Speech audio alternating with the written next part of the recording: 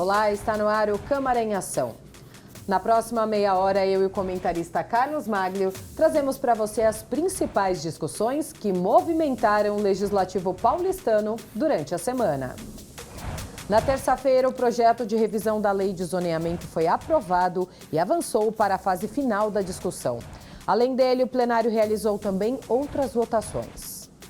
O texto original de autoria do Executivo sobre a revisão da Lei de Zoneamento da cidade, enviado para a Câmara Municipal para votação, resultou num texto substitutivo a partir do amplo debate e da realização de audiências públicas e da contribuição dos munícipes. Com a aprovação da revisão do Plano Diretor Estratégico da cidade, no primeiro semestre do ano, foi preciso modificar essa lei, que era de 2016. Com as discussões, foi incluída uma emenda que beneficia a ZEPAM, Zona Especial de Proteção Ambiental, ocupada pelos povos indígenas. Na verdade, nós fizemos uma das 30 audiências públicas que já realizamos durante a revisão da Lei de Parcelamento, Uso e Ocupação do Solo, foi lá na aldeia indígena.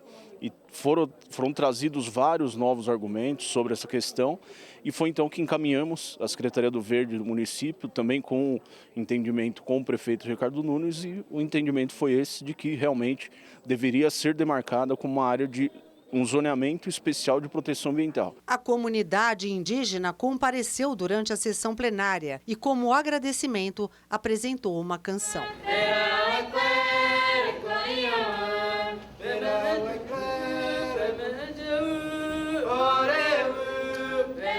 Essa cantiga que a gente cantou, ela fala do nosso sentimento para as pessoas não indígenas, para o Juruá, né, que a gente fala, para que devolvam o que nos tiraram, né, para pedir que protejam a terra, né, também.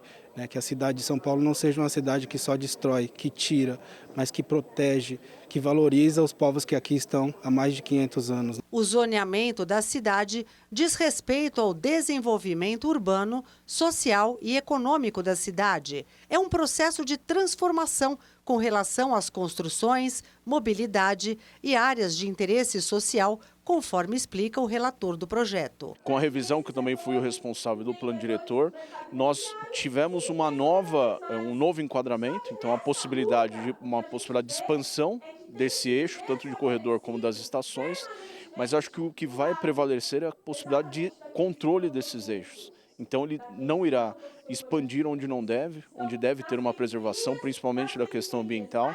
Então acho que o controle é o grande destaque. Mas ainda falta, com certeza, num segundo substitutivo, numa segunda votação, ainda mais aprimoramento.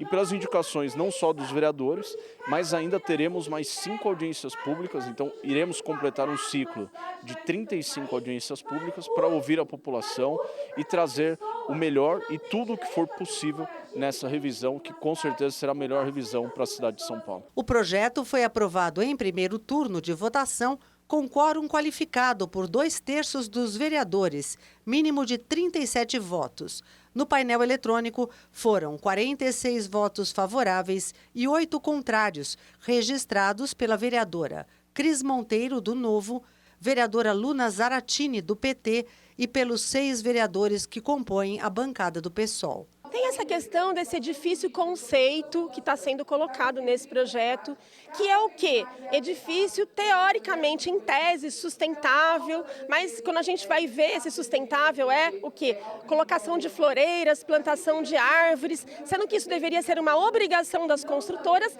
e as construtoras vão ter 20% de desconto na outorga onerosa para construir esse tipo de edifício conceito. A gente acha que construtoras não devem ter esse tipo de desconto, mas desconto significa menos dinheiro no Fundurb para a construção de moradia social, de mobilidade urbana e também de regularização fundiária. Eu acredito que o plano diretor que foi aprovado aqui não resolveu as questões de mobilidade, de moradia, de mudanças climáticas. Então, esse zoneamento, no final das contas, é a sequência disso tudo e não vai resolver os problemas da cidade de São Paulo. O projeto segue para o segundo turno de votação. O líder do governo e o presidente da Câmara falaram da importância de um texto completo e que atenda a toda a população da cidade. O plano diretor e agora a lei do zoneamento tem que olhar para a realidade, para as desigualdades, para as construções e loteamentos irregulares nas franjas da cidade. Nós estamos fazendo aqui algumas correções históricas,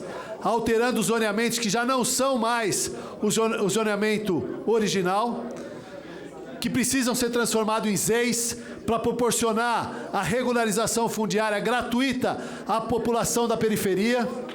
É isso que eu estou lutando. Muito dificilmente conseguimos aprovar 100%, mas aberto ao diálogo e construir, nós estamos sempre. O processo ainda está em mutação, está em transformação. Negociemos nas datas previstas que a partir dessa votação nós temos a oportunidade com o relator, em conjunto, construir aquilo que nós vamos encampar no texto. A Câmara está aberta ao diálogo. Também aprovado em plenário e segue para a sanção do prefeito o projeto de lei do Executivo que abre 1.035 vagas para professores de educação infantil na rede municipal por meio de concurso público. O texto substitutivo foi aprovado por unanimidade. A gente acha que o número seria bem maior, mas mesmo assim a gente acha um passo já significativo. Hoje chegou o substitutivo meio em cima da hora, colocando que vai ter para o pequeno empreendedor, né, um investimento do governo municipal, ou seja, empréstimos, né,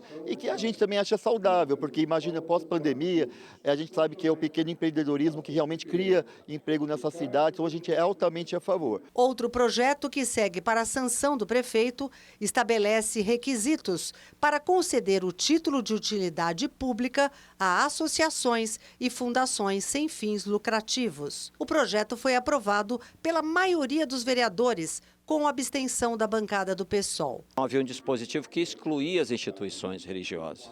Então, eu já havia conversado com o líder do governo, como também com o presidente dessa casa, que se comprometeram a incluir novamente. Então, para a gente não votar contra, que realmente vai favorecer, mas, por outro lado, prejudicaria as instituições religiosas, vamos acertar no próximo projeto. Olá, Amálio. Como sempre, é um prazer ter sua companhia aqui no programa. Privilégio estar com você e com os nossos telespectadores. Carol.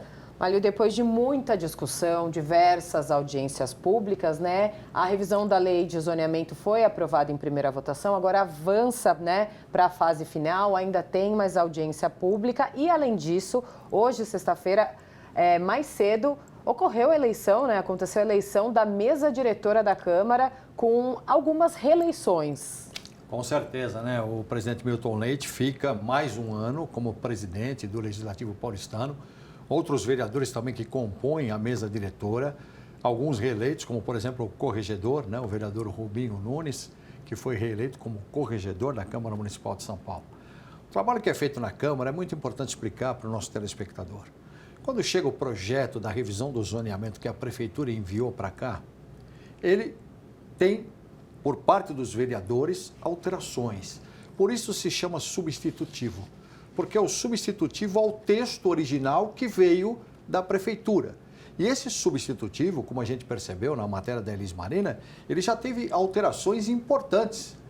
E é muito bom a gente saber que o plano diretor estratégico e a revisão do zoneamento estão interligadas. E está na Constituição. O plano diretor estratégico é constitucional para quê? Para tentar melhorar e adequar a vida da população de uma cidade. E é o que acontece em São Paulo.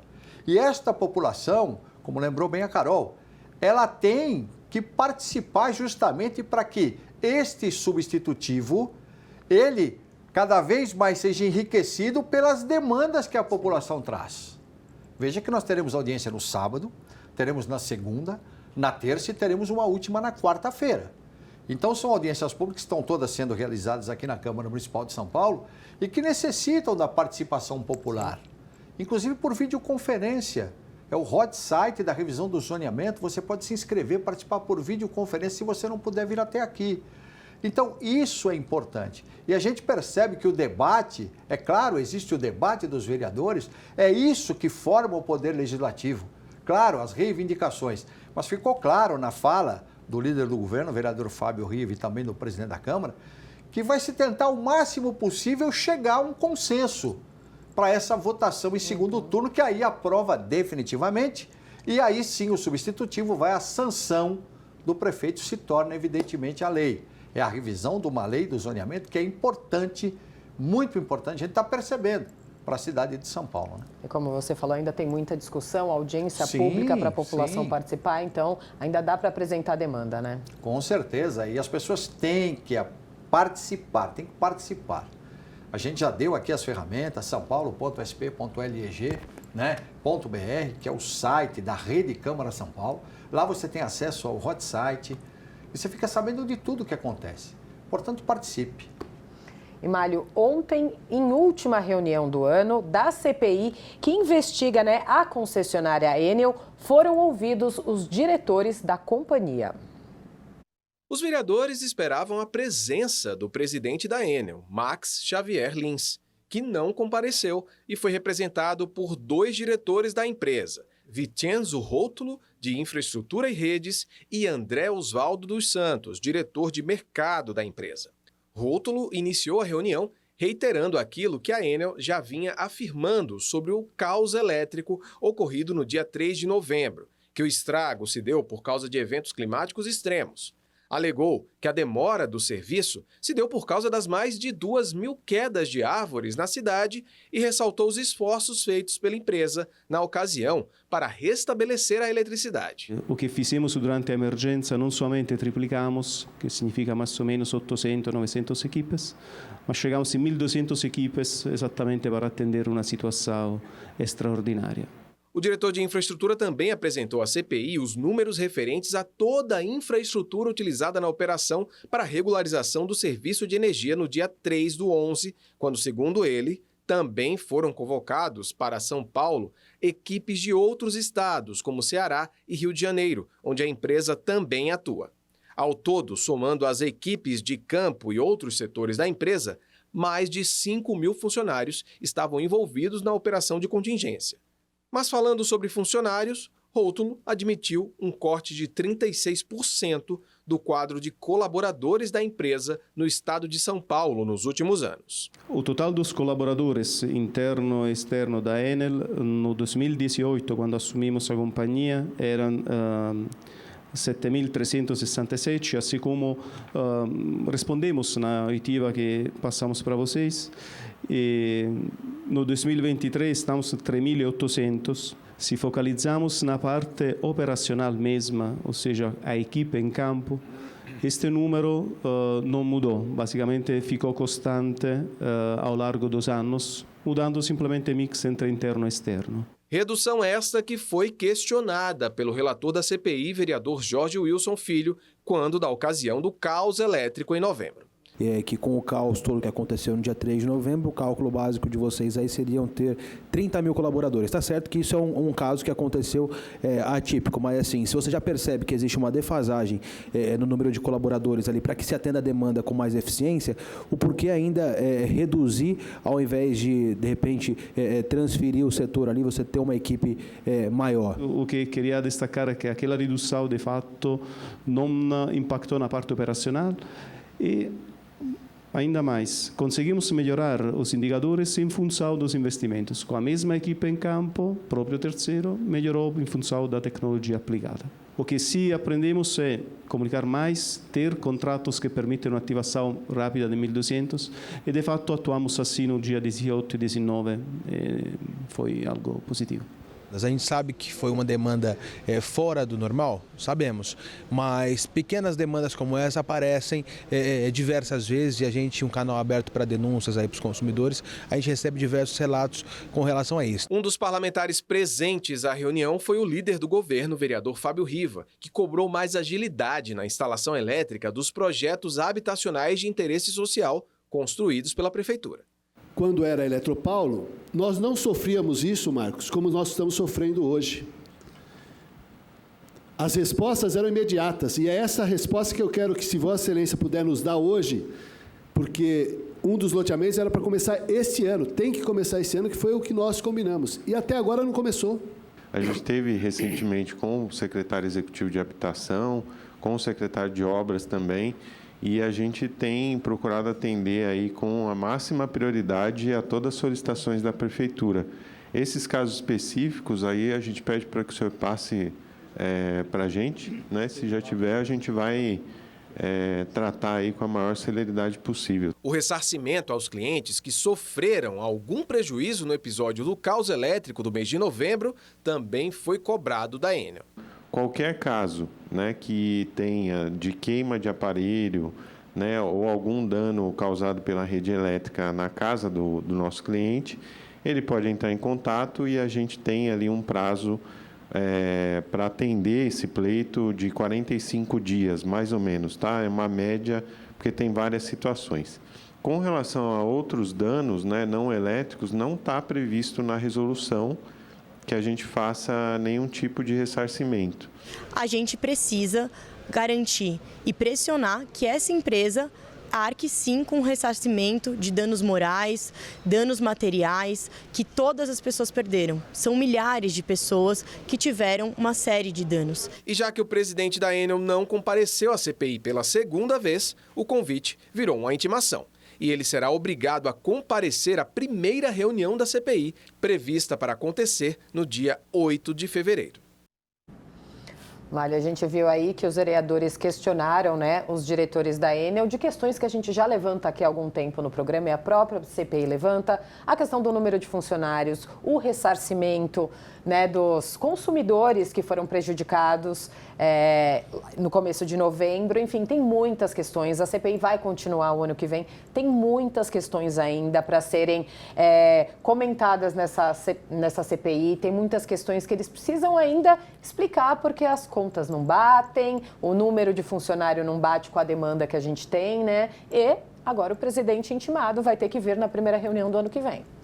E é muito importante falar uma coisa aqui. A CPI, Comissão Parlamentar de Inquérito, que colocou os vereadores falando a respeito dos problemas, eles estão falando no nome de quem está nos assistindo, no nome da população, no nome dos moradores de São Paulo. Veja a representatividade e veja a força da CPI.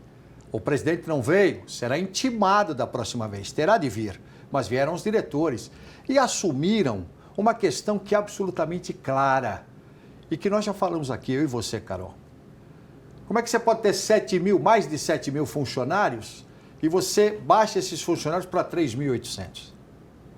Está aí, falta funcionário. O vereador Fábio Riva falou que tinha que ter já a eletrificação, né, das unidades habitacionais, que estão esperando para esse ano, ainda não aconteceu. Por quê? Está faltando funcionário. Não é a máquina, o robô que te atende lá, que vai para campo para tirar o fio da árvore, não é verdade? Para desligar a energia, para a prefeitura poder trabalhar e retirar os galhos. Então está muito claro isso. Agora, é importante por quê? Porque a partir do momento que a CPI começa a agir, a ANEEL, que é a Agência Nacional de Energia Elétrica, que deveria ter fiscalizado tudo isso que está acontecendo, porque você não pode, metade praticamente dos funcionários, e já a Enel. Isso não é quando era Eletropaulo, tinha mais funcionário, tinha mais gente trabalhando. Lojas não eram fechadas como são fechadas agora, como a gente já disse aqui. Então está muito claro, está muito claro. Se você reduz o seu quadro de funcionários quase pela metade, como é que você vai atender o serviço? A partir do momento que a população, a cidade cresce cada vez mais. Precisa da Enel em cima para ligar a luz, para fazer toda a manutenção. E ainda continuam as árvores, como eu te falei aqui, a semana passada eu já falei, os fios ali no meio das árvores, e não é periferia não, é em pleno Jardim América aqui, ó. Então tudo isso é importante a CPI cobrar e cobrar cada vez mais, né, Carol? Exatamente, Mário. Vamos continuar, né, discutindo aqui, comentando o que foi assunto essa semana no Legislativo, mas vamos para um rápido intervalo e a seguir você confere a sessão plenária que aprovou a Operação Urbana Consorciada Bairros do Tamanduateí. Fique com a gente, o Câmara em Ação volta em instantes.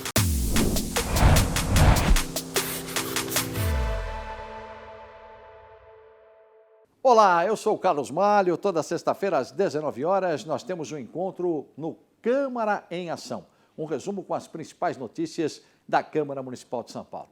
Mas você pode acessar nossa playlist no YouTube. É só você apontar o QR Code do seu celular e se inscrever. Rede Câmara, sua conexão com a política da cidade.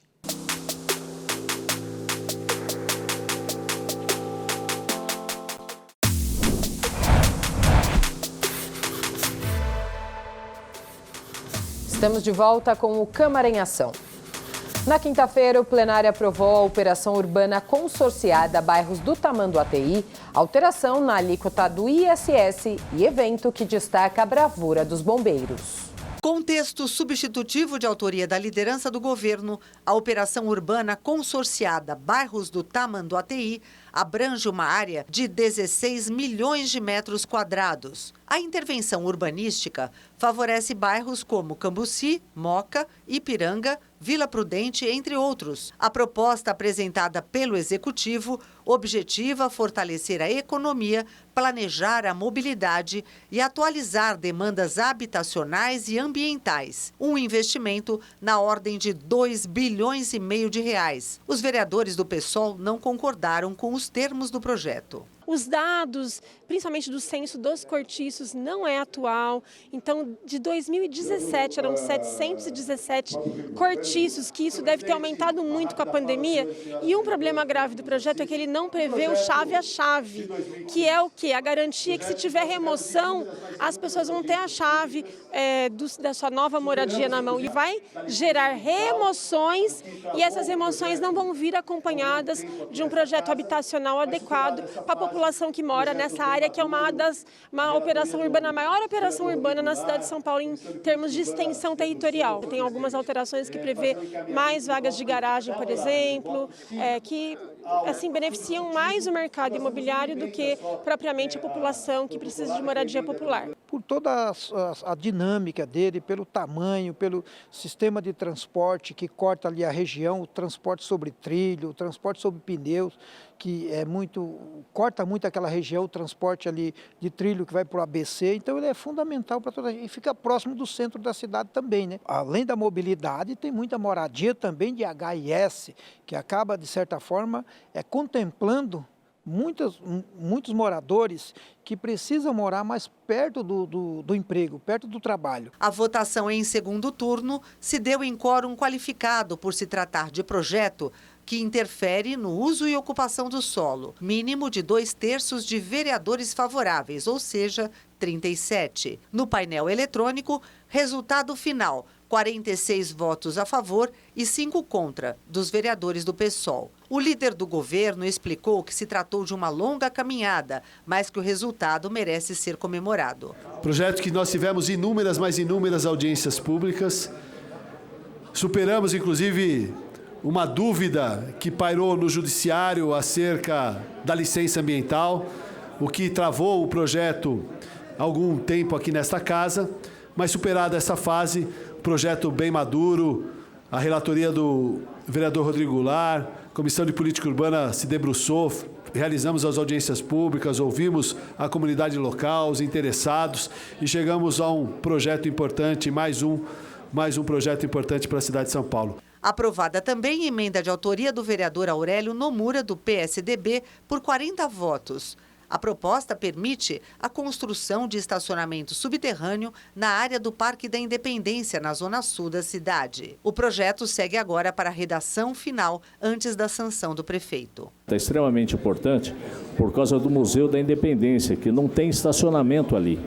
E está tendo muito furto e roubo de carros no entorno, porque eles deixam na rua. O plenário também aprovou de forma simbólica, em primeiro turno de votação, o projeto do Executivo que reduz a alíquota do ISS, Imposto sobre Serviços de Qualquer Natureza, de 2,9% para 2% para atividades relacionadas a streaming, plataformas digitais para transmissão de conteúdo audiovisual pela internet. Trata-se de incentivo para atrair essas empresas para a capital paulista, a fim de promover a economia da cidade e melhorar o produto interno bruto do município. O PSOL registrou abstenção nessa votação. E foi aprovado o projeto de resolução de autoria da mesa diretora da Câmara, em discussão e votação únicas, para homenagear 11 bombeiros que se destacaram por ocasião da tragédia do incêndio no edifício Joelma, que vitimou 187 pessoas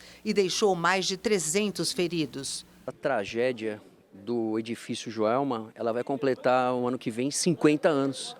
E a grande possibilidade que a gente tem de exercer alguma forma de políticas públicas é que não aconteça novamente. Então, quando a gente tem não só homenagem aos bombeiros, mas também ações de grupos de trabalho para que a gente possa evitar que isso aconteça novamente, a gente tem que colocar em prática, porque muitas ações precisam ser desenvolvidas para que a gente não tenha novas tragédias na cidade.